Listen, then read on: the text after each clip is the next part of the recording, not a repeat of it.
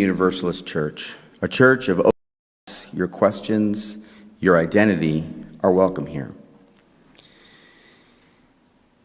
Minnesota and Western Wisconsin. When the plate is passed, you can give then or you can give online at the church website. And thank you for your generosity. Now, let us enter into this time of worship with these words from our minister in the 1870s, Reverend Eliza Tupper Wilkes. May our faith in humanity and our message of hope and good cheer light our way.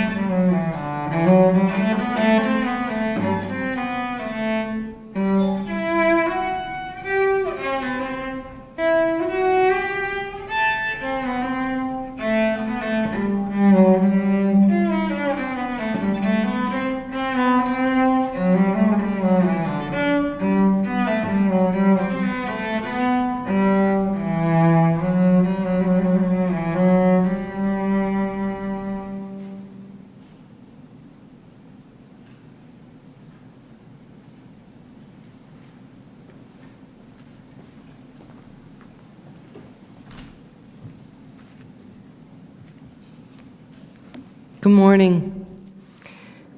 It is good to be with you this morning. I share with you these words from A. Powell Davies. None of our private worlds is big enough for us to live a wholesome life in. We need the wider world of joy and wonder, of purpose and venture, of toil and tears. What are we, any of us, but strangers and sojourners, forlornly wandering through the nighttime until we draw together and find the meaning of our lives in one another, dissolving our fears in each other's courage, making music together, and lighting torches to guide us through the dark. We belong together. Love is what we need, to love and be loved. Let our hearts be open, and what we would receive from others, let us give. For what is given still remains to bless the giver when the gift is love.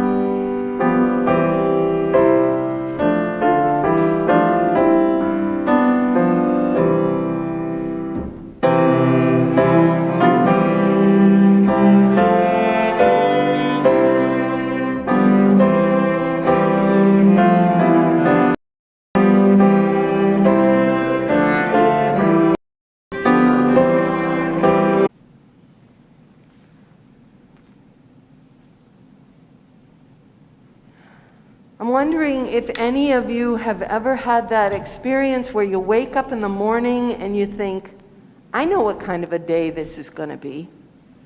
Either it's going to be a great day, I've got all these exciting things happening, or maybe it's going to be a horrible, terrible, awful, no good day because I have to do these things I don't want to do.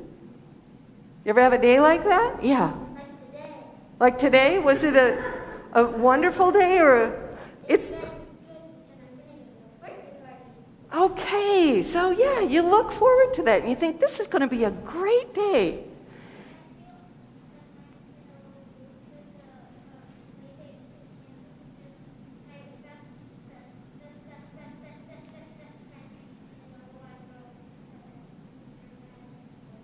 Oh, so it was going to be a good day, and then your best friend got COVID, or her sister did. Yeah. So, yeah, sometimes what we think is going to be a great day doesn't turn out that way at all. And actually, that's why I brought this up here, because this is my beach bag, and I have a beach towel in here, because I'm thinking about two friends, Mila and Rocio. Mila and Rocio were so excited they were going to go to the beach. And they knew it was going to be a great day, and they had been looking forward to it forever. And Rocio's mom packed a picnic, and they packed their beach towels in their beach bags. They had toys. They got in the car. They drove to the beach. They were so excited. This is going to be the greatest day ever. They got out of the car, and they ran so fast to get to the beach that Rocio tripped and fell and hurt her knee so badly, they had to go get it stitched up. All of a sudden, it wasn't a great day at all. And so there they were, getting her knee all fixed up, and they couldn't go swimming because she had stitches. So they went back home, and they thought, this is a horrible, no good, awful day. And then Rocio's mom said, tell you what, we're going to put our towels out right here in the backyard. So they did. They spread them out. She got the picnic lunch out. They had their picnic lunch, and then she said, you know what? Because we're here and not at the beach, we can have ice cream bars. And all of a sudden, it was a really terrific day again, right? So I have a story for you about a Chinese farmer from long, long ago. And this farmer had just one son and one horse. It was a very small farm, but she managed it very well, and it was just enough for her and her son to live off of. One day, though, the horse ran off, and all the neighbors said, oh, this is a very bad day for the farmer. The neighbors came over and they said, we're so sorry your horse ran off. This is very bad luck, because this wasn't just a horse she rode for pleasure. This was the horse that pulled the plow and the wagon. She needed it to do work on the farm. And you know what the farmer said? When the neighbors said, this is very bad luck, she said, we'll see. The neighbors kind of scratched their heads and they went home and they thought, I don't know about this. A few days later, the horse came back. Not only did the horse come back, but it had met a wild pack of horses, and it brought them back with it. So all of a sudden, the farmer had 5 horses, not 1. And you know what the neighbors did? They came over, and what do you think the neighbors said? It was a great day. What really good luck you're having. And the farmer said, what do you think the farmer said? We'll see. Well, the neighbors thought this is really strange, and they went home again. A few days later, the son was taming the wild horses, training them to be ridden by a person, training them to pull the plow and the wagon. And while he was riding one of the wild horses, it threw him off, and he went flying through the air, and he landed and hurt his leg. He broke it. The neighbors came running, and they helped the farmer to set the leg, put a cast on it so it would heal. And the neighbors said, what do you think they said? Very bad luck. This is a terrible day. And what do you think the farmer said? We'll see. A couple weeks later, the son's leg was still healing. It takes a long time for a broken leg to heal. And the nation went to war. And the nation's leaders said, all young people need to join the army. They need to leave home and come fight in this war. Oh, it was a very sad day. But because the farmer's son had a broken leg, he got to stay home. And the neighbors had to send their young people to fight in the war. And the farmer's son stayed home. And the neighbors came over, and what do you think they said? That is very good luck. And the farmer said, we'll see. The story could go on and on forever, but what the story's about is letting things unfold, right? Just like the way that we don't know. This day might be a good day, might have some hard stuff in it, but as you go off to your classes now, if somebody asks you, is this going to be a good day or a bad day, what will you say? We'll see. Thank you for coming up here. Chantel will take you to your room.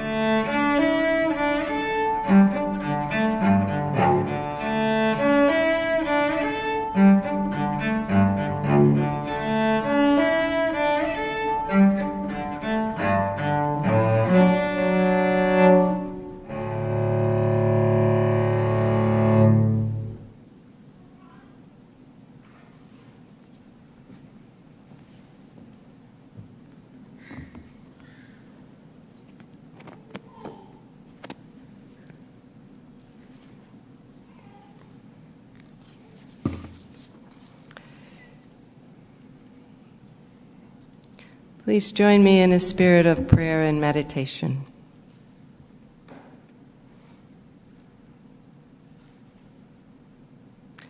Holy One, source of all being and promise of all our becoming, we come together today, all of us journeying through a changing world.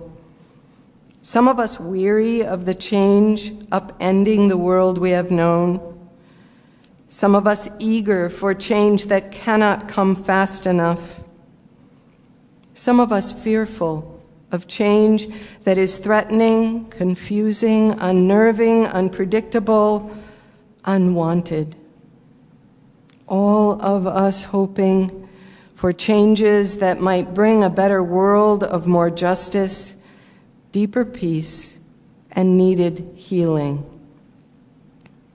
Spirit of life and love, moving through all that changes, keep our hearts open to your movement, open to one another, open to our dreams of a just and equitable world, open to the beauty of our best and still emerging higher selves. Help us let go of our assumptions so that we might be open to all that might yet come to pass. May we find courage in this gathered community of faith and hope. May we find comfort in this shared hour of worship. And may the blessing of this community and this time we share in person and online give us strength for the journeys ahead. Amen.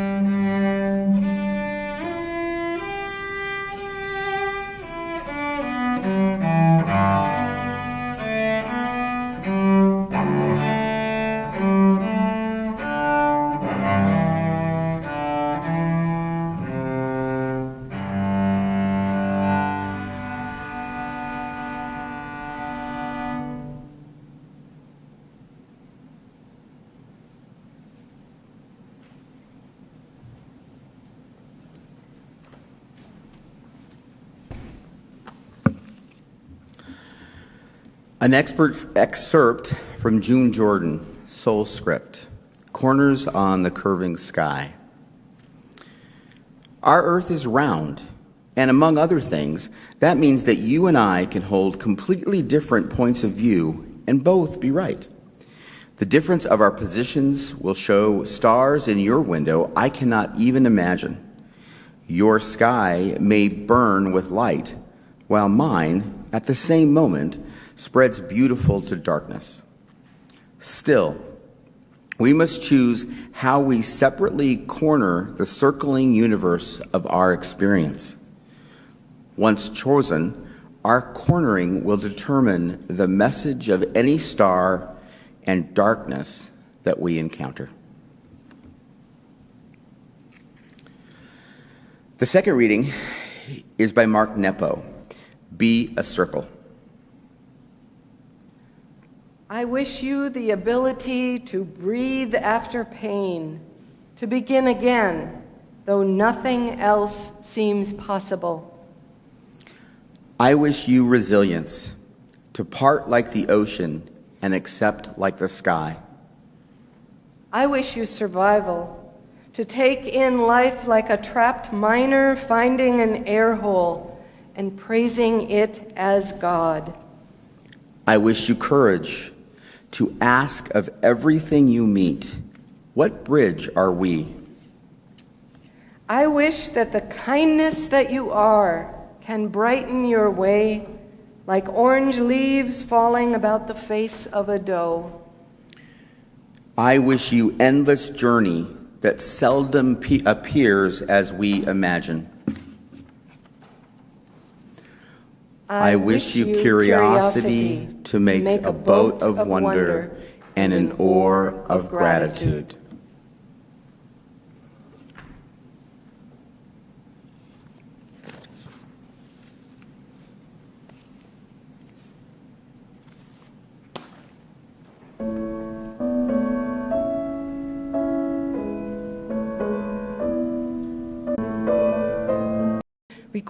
Around her, we were having such a good time. We'd stop.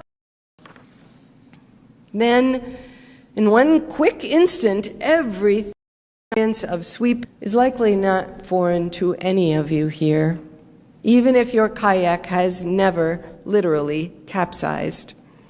Whether suddenly or slowly, by accident or illness, by choice or by chance, or even in the way that life can be flipped over by love, or when long pursued and desirable opportunities finally become real.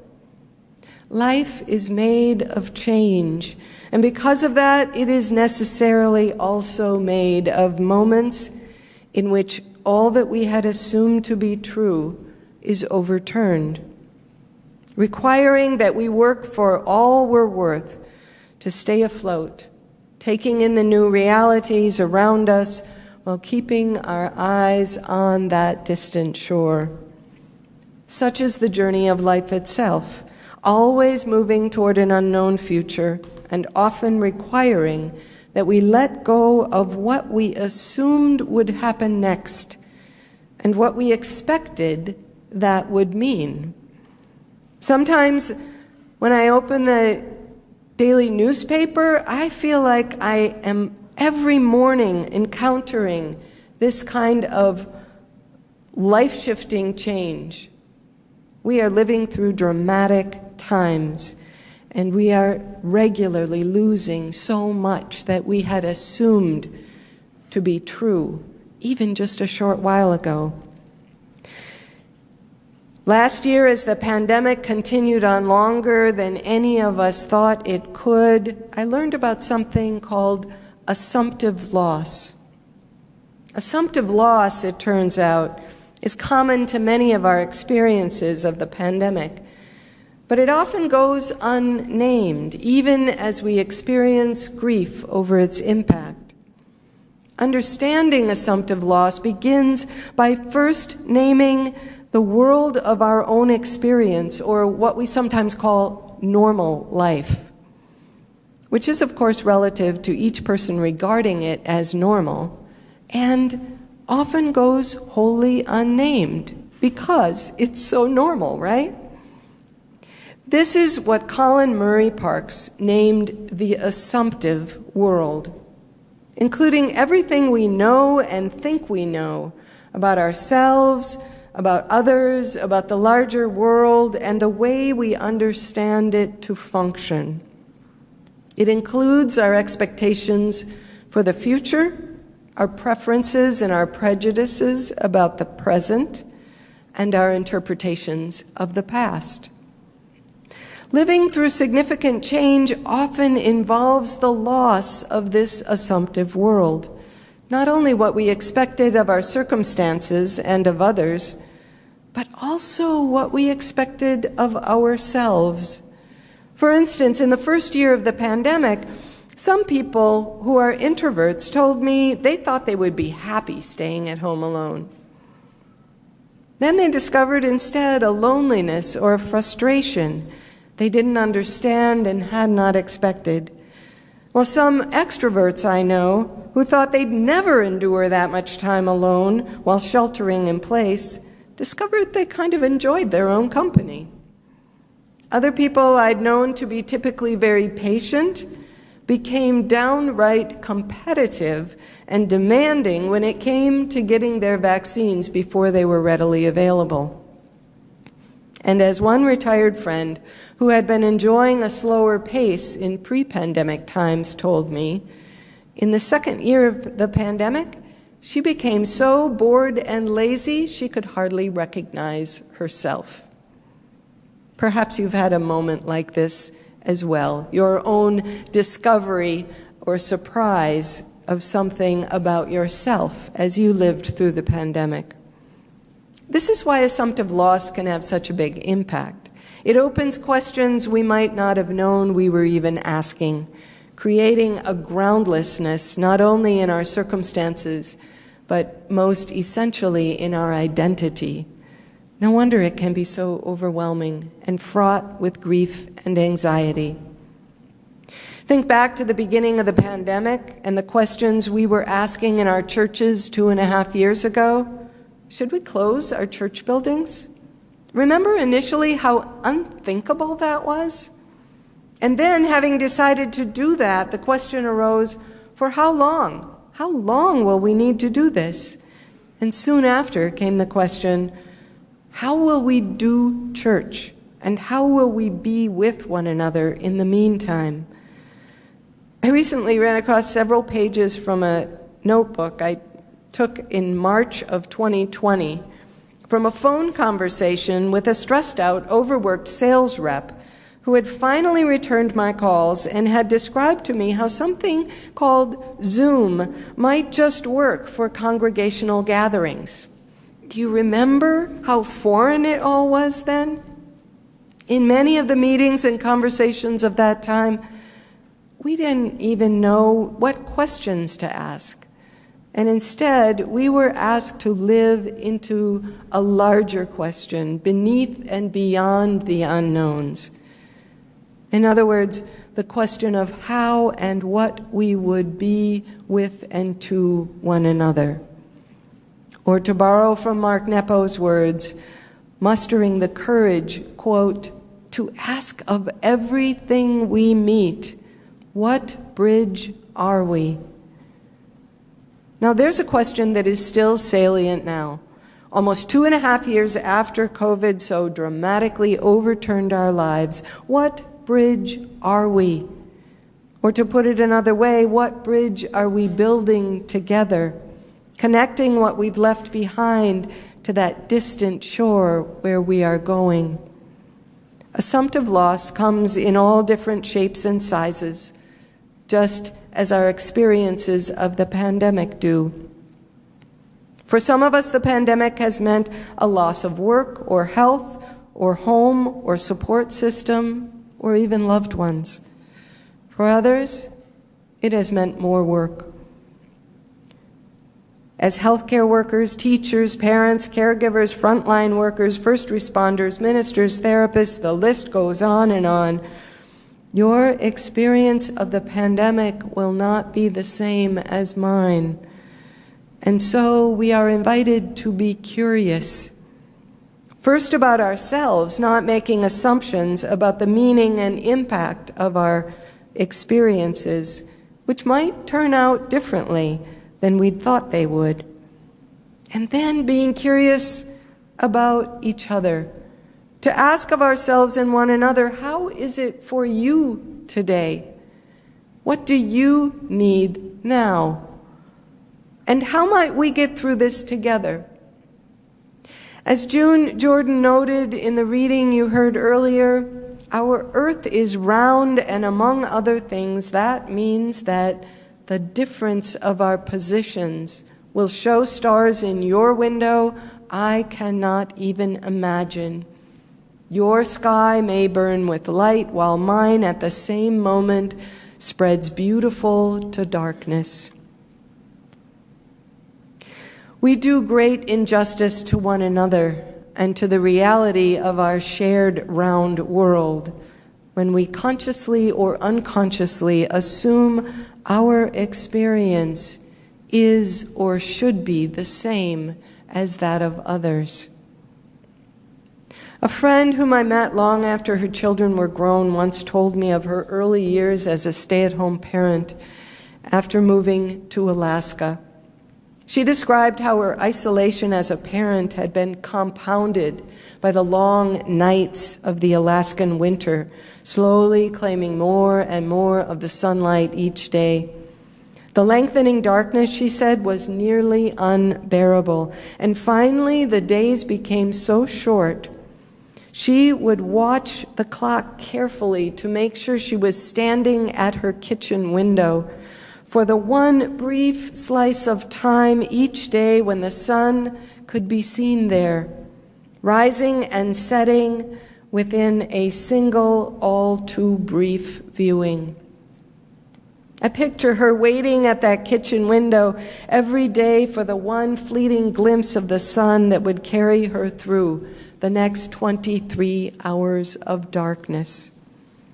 I imagine, though I never asked my friend, that other places and homes in Alaska might have had a slightly better view of the sparse sunlight on those darkened winter days.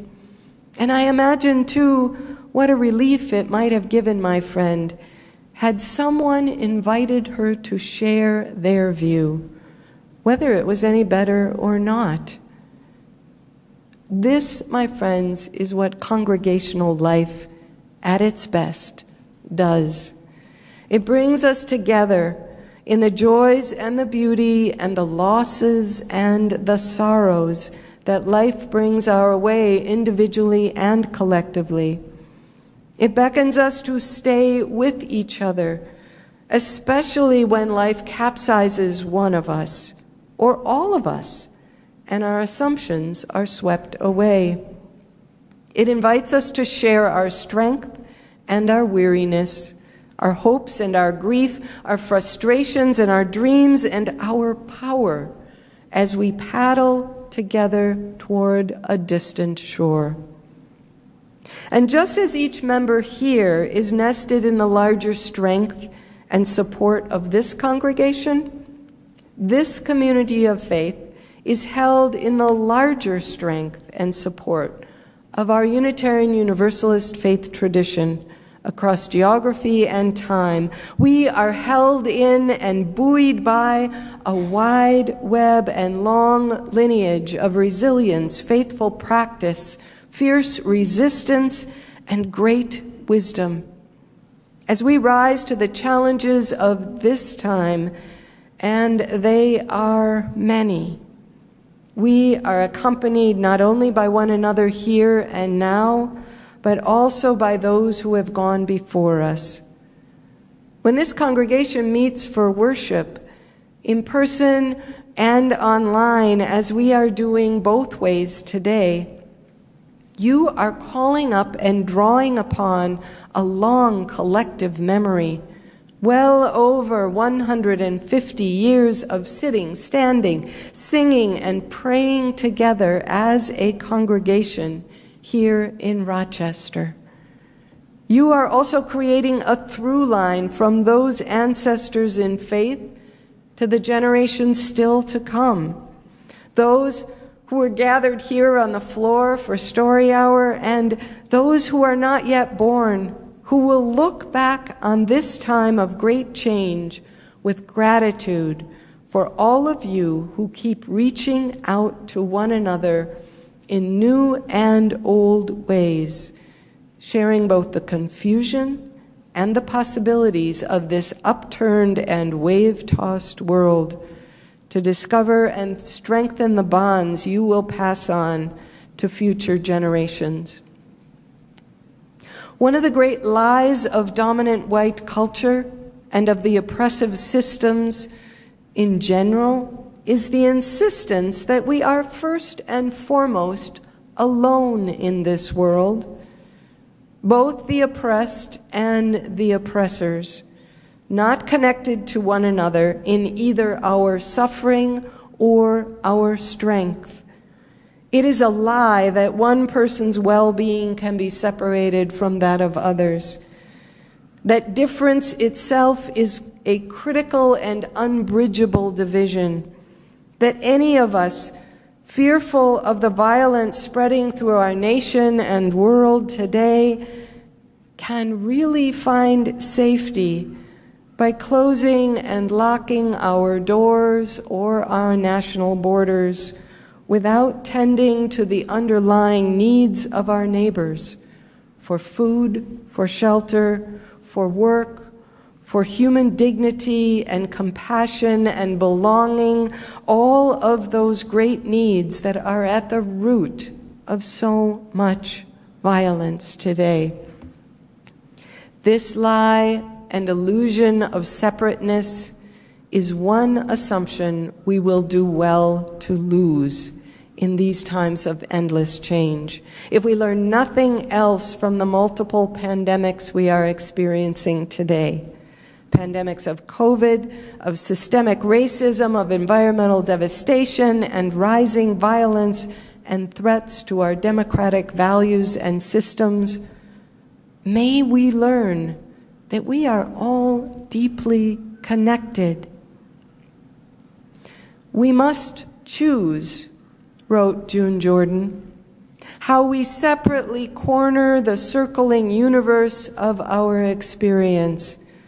Once chosen, she said, our cornering will determine the message of any star and darkness we encounter. Separately cornering a circling universe means as we honor our unique perspectives, we also circle back into relationship with one another. The new book I have just published is called Trusting Change, Finding Our Way Through Personal and Global Transformation. And its premise is that change becomes more trustworthy when we participate in it. It names 3 characteristics of change. First, that change echoes, meaning there is resonance between the change in our personal lives and the change in the world we share. They amplify one another. Second, change is embodied, and we access more wisdom when we tune into our embodied knowledge. And third, participating in change is a shared task, and it always goes better when we don't try to go it alone. If this interests you, as Paul mentioned, I have a few copies of the book that will be available after the service, or you can get it in a bookstore in September. But this is a book that is meant to be read with others, slowly, with time for reflection and time for conversation, time for participating in change together, and for blessing. The book ends with a chapter on the importance of honoring our journeys of change by blessing one another. In your summer's focus on celebrating blessings, you've likely been noting that the act of blessing is a matter of relationship. A blessing, as the poet, philosopher, and priest John O'Donohue so beautifully put it, a blessing awakens future wholeness. The blessings we receive from others are the fruits of kinship and connection, awakening a larger wholeness experienced between us, within us as we embrace our whole self, and beyond us as we find our belonging in a larger world and universe. These blessings can rejoin us to our true self. restore us to our own power, and confer on us safe passage through the many changes life brings our way. Blessings assure us that we need not, and actually ought not, assume the best way to live through change is to do it alone. So we are going to close this sermon by blessing one another. Will you join me now, online and in the room, in reading the blessing you were given as a handout? It will also appear up here on the screen or on your screen if you're watching from home. And as we read this, know that the blessing you are offering your fellow congregants, you are also receiving it from them. This is a blessing that draws its sacred power and its ability to awaken future wholeness from the congregational covenant you share with one another, and the many ways you live that covenant out, through good times and hard times, through bounty and loss, through celebration and sorrow. Will you join me now in bringing that great power, the power of your commitment to one another, into the blessing that we now speak and receive? For those of you in the sanctuary, I invite you to rise in body or spirit, and if you would sort of turn toward the people in this middle row seating, turn toward the outside so that you're facing the people on the edges, and the people on the edges face inward so that you can actually have a sense that you are blessing each other. This might be easier to use the sheet than to look at the screen, so that you can actually look at one another as you do this. And to embody this blessing in a way that positions you to receive it, I invite you to take your free hand and put it on your heart so that the touch of your own palm might open your heart to receive the words spoken in your own being. And if you are currently yourself on a significant personal threshold right now, maybe you don't want to speak these words, just receive them from your fellow members, those around you offering you their blessing, their strength, their support. So now I invite you, Paul's going to come to this mic, and I'm going to step off over here, going on this mic. Is this working? All right. And so Paul and I will read the leader words, and you will respond with the next line. For all those standing on a threshold, about to step into the unknown, we are standing with you.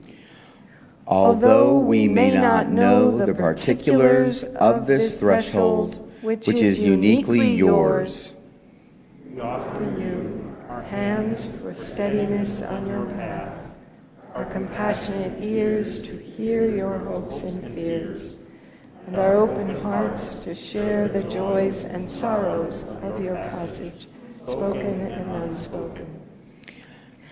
as you step toward the uncertainty of all that is unfolding, we remind you of the love that holds you. May our own inner light guide you, and may you learn to trust that light, even when it does not shine very far down the road. If your light begins to flicker and fade, we will offer sparks to reignite it. may your heart remain open to grieve what you are leaving. Receive the gifts that come your way in this crossing. May you be blessed by courage to keep stepping into the life that awaits you. May you be blessed by compassion, especially for yourself.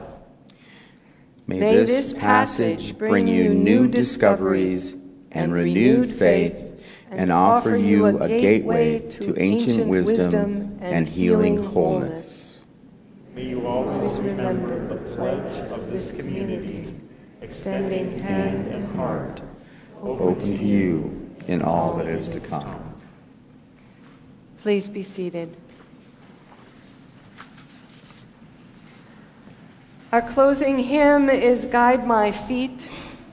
This is an African American spiritual that sometimes is sung with a bit of a victory sound to it, but I want to name that in its true context, it was a song of lament, rising from the despair of enslavement with a hope toward liberation that knew that liberation could not be achieved alone. So I invite you to sing it in that spirit today, noting the long, hard journey that we each have today in pursuing justice, in claiming liberation for all, in building and being a bridge toward a better world. I also want to name that this song has inherent ableism in it as it talks about running this race and guiding my feet. And so let us sing this metaphorically, knowing that each of us has many races that we run in body or in spirit. And let us sing it with that in mind. We'll hear it first on the cello one time through, and then rise and sing along.